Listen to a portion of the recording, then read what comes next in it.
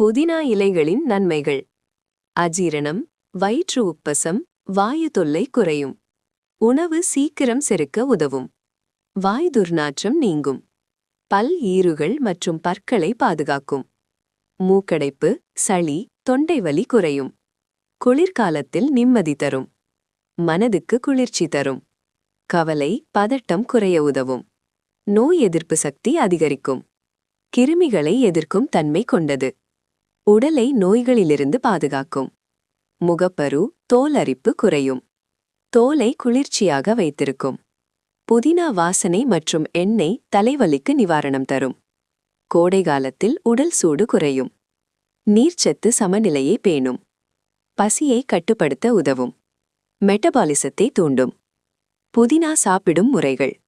புதினா சட்னி, புதினா தண்ணீர், புதினா